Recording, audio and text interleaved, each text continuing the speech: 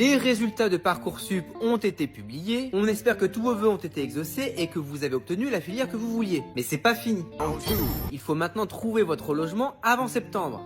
Et moi je vais vous donner 3 conseils pour ça. Et franchement le troisième, on n'en parle pas souvent. Premier conseil, avant de commencer toute recherche, il faut d'abord que tu fasses ton dossier de location. Dans le parc privé, le propriétaire exige que le locataire ou sa caution ait des ressources qui représentent au moins 3 fois le montant du loyer. Allez, dans les grandes villes, là où les loyers sont très hauts, ça peut descendre à 2,5 fois. Mais rarement en dessous. Eh bien le dossier de location il sert à ça, à prouver que toi et ta caution avaient les revenus suffisants pour payer le loyer tous les mois. Et ce dossier de location tu le remets au propriétaire lors des visites. Ce dossier de location tu peux le faire directement sur pap.fr. On te donne la liste des documents à fournir, tu entres ces pièces qui sont vérifiées par dossier facile. Toi ça te simplifie la vie et ça t'évite une usurpation d'identité. Et c'est très rassurant pour le propriétaire, donc tu prends un peu d'avance sur les autres. Deuxième conseil, dans ton dossier il faut que tu proposes une garantie, c'est-à-dire une personne ou un organisme qui va payer le loyer à ta place si toi tu ne peux pas payer. La plus connue c'est la caution solidaire. Le plus souvent ce sont tes parents qui s'engagent dans un contrat à payer le loyer à ta place si toi tu ne payes pas. Bon ça c'est très bien, ça rassure les propriétaires mais tes parents ne peuvent pas forcément s'engager. Et dans ce cas tu as le VISAL, c'est une garantie de l'État, c'est complètement gratuit pour toi et pour le propriétaire. Bon après le problème du VISAL c'est que c'est pas encore très connu par les propriétaires. Donc au moment des visites il faut leur expliquer ce que c'est. Troisième conseil, ne limite pas tes recherches à la location meublée. Tu as 2 types de location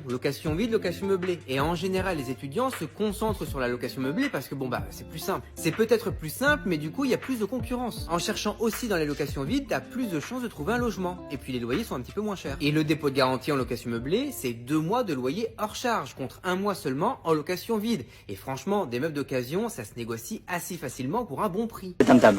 Non, fais-moi 30 000. Bon, allez, laisse tomber, fais-lui ses 30 000, c'est un con.